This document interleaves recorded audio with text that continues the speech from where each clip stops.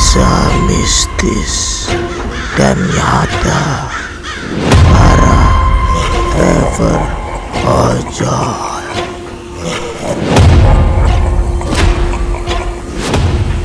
Assalamualaikum warahmatullahi wabarakatuh. Selamat malam sahabat misteri ojol ya. Kali ini kami akan mengungkap sisi-sisi gelap, sisi-sisi yang horor ya, bagi teman-teman ojol yang sedang melayani customernya di malam hari terutama ya. Kali ini saya bersama dengan Bang Juna. Halo Bang Juna. Ya. Gimana kabarnya? Oke.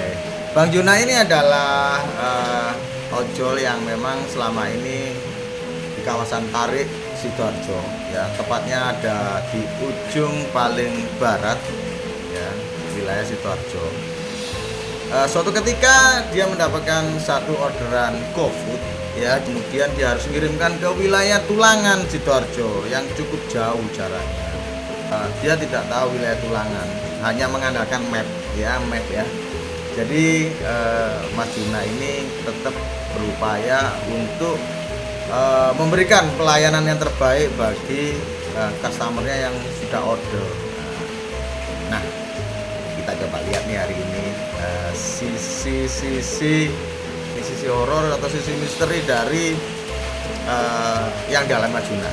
Oke Mas Juna, gimana nih ceritanya kok bisa sampai seperti itu nih? Ayo coba ceritakan deh. Gini ya. Waktu itu kalau saya nggak lupa ya, sekitar jam setengah 12 malam di hari Rabu malam Kamis ya. Ini bukan malam lagi ya, tapi hari Rabu malam Kamis, waktunya setengah 12 malam.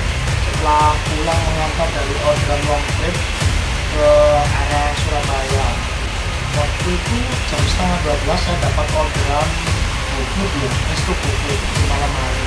Waktu itu sudah nggak enak. Saya cek customer, tidak ada respon. Saya telepon berkali-kali, tidak ada respon. Mau saya cancel, takutnya performa saya akan turun, anjlok. Biasanya susah dapat orderan. Akhirnya mau nggak mau, saya ambil di orderan. Ternyata saya cek, ikutin Google Map ya. Saya waktu itu memang tidak paham daerah situ. Daerahnya itu memang agak pedesaan gitu ya. Akhirnya setelah saya ambil di resto tersebut, saya lanjutkan tancap gas ngikutin map. Dan ternyata itu jalannya tuh sepi banget. Tapi malam itu geprenya buka ya? Buka, geprenya masih buka. Anehnya itu orderan terakhir. Orderan terakhir. Nah, setelah itu saya tanya-tanya, mau tanya warga, ternyata nggak ada warga sama sekali. Sepi banget. Dan saya lihat sisi kiri kanan itu ada seperti kabut-kabut gitu, hawanya sedikit dingin ya, sampai dingin di sini tuh dingin banget ya. Tapi saat itu nggak tahu ya jalan itu ya, nggak tahu ya. Nggak tahu, saya hanya ngikutin Google Map itu ya. Saya ikutin Google Map, ternyata masuk seperti kampung yang indah banget ya. Ada gapura tinggi itu, ada lampu warna-warni itu, lampu yang putih sih. Tapi nggak gelap amat ya di sana ya? Nggak gelap amat. Waktu di luar memang gelap, tapi saya melihat ke dalam gapura itu terang banget, seperti indah gitu loh. Saya itu nggak punya pikiran macam-macam, cuma ya ini bulu kuduk ini meremang. Iya, remet gitu bang. Remet. Tapi saya kan sepertinya tuh nggak percaya begitu-begituan ya. Itu terus saja masuk seperti kampung gitu. Ternyata semakin ke dalam saya lihat itu agak kaget juga. Begitu tahu itu makam itu ya? Ternyata itu ada makam, ada kayu-kayu yang besar seperti bekas-bekas terbakar gitu. Pokoknya ya serem lah. Semakin ke dalam semakin merinding juga, kok sepi banget. Ada suara burung-burung seperti dalam sinetron itu lah, kayak gitu. Tapi memang nggak ada rumah-rumah ya di sana ya? Nggak ada rumah, tapi waktu sebelum masuk itu indah banget. Seperti ada bangunan gedung-gedung yang indah pokoknya. Saya nggak bisa melukiskan betapa indahnya di situ. Ternyata semakin ke dalam kan berkabutnya ada emang-emang gitu. Ternyata ada satu batu nisan itu, ternyata makam. Ya Allah. Ternyata iya. Di situ agak merinding gitu. Sempat Jadi, terpaku nggak? Sempat berhenti nggak waktu itu? sempat berhenti juga, tapi pikiran udah melayang, terbayang seperti apa itu, Kuntilanak. terbayang banget ya. Di pikiran tuh kacau bang. Akhirnya saya balik kanan dengan terpaksa, dan ternyata sepeda motor saya tuh saya kata tuh berbet, Lo, nggak bisa ya. padahal sebenarnya nggak pernah itu ya? Nggak pernah itu. Servisnya selalu lancar ya? Nah, saya cek itu bensinnya masih ada setengah tangki di situ. Oh ternyata kok susah banget ini. Akhirnya setengah didorong pakai kaki gitu ya, sambil lari-lari gitu. Langsung. Motor setelah keluar dari area kabut itu ternyata itu nggak ada masalah, jalan lancar gitu loh. Oh ya. Tapi nggak sempat ditemui ya sama nggak ditemui seperti bayangan itu kan, Bayangan, ya. ketemu sama pocong, ketemu sama kunti itu nggak kelihatan. Itu kabut saja yang agak gelap, dan pikiran saya tuh sudah parno di situ bang. Sempat baca istighfar ya, astagfirullahaladzim ya Allah, astagfirullahaladzim ya Allah, sama sholawat dan Yang penting pokoknya selamat keluar dari situ segera ya. Apa hari ini mimpi apa dapat order di sini? Baru kali ini bang, nyasar sampai di daerah orang lain yang nggak pernah kita lewati, nggak pernah kita tahu, di situ tiba-tiba nyasar. Entah itu makam beneran atau makam jadi-jadian, aku juga nggak tahu. Ternyata setelah keluar dari situ, aku tanya ketemu ibu ya, ibu apa tua, pakaiannya tuh pakaiannya warna coklat kalau nggak salah itu. Saya tanya, Bu, kenal bapak ini nggak?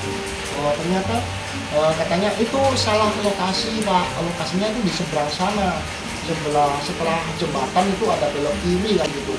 Akhirnya saya ke sana, dan ternyata betul-betul orderan real. Orangnya itu waktu itu keributan, ya kok bisa gitu loh. Saran saja ya buat teman-teman, buat bapak-bapak ibu, kalau mau tengah malam usahakan ya jangan tertidur, kasihan bapak drivernya yang sampai disasarkan oleh map. Itu nggak tahu ya itu apakah benar disasarkan oleh map atau ada sesuatu yang ganjil di situ. Dan ternyata kejadian itu merinding, sampai sekarang masih merinding. Padahal itu belum bertemu sama sosok yang begini gitu. Tapi ngeri ya emang ya, kalau apalagi kita nganterkan orderan malam hari, nggak ada orang, melewati makam lagi. Masuk tengah malam. Wah.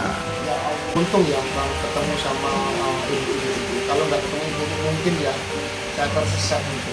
Karena memang sudah kewajiban kita sebagai Pelayan publik ya. Iya, sebagai pekerjaan pengantar paket ya.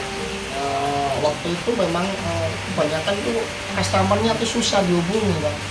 Susah dihubungi, dan ternyata orangnya itu enak-enakan tidur. Ini 2 kali ini, sebelumnya juga gitu, orangnya tidur. Makanya tuh sudah jengkel di dalam hati ini dari situ ya.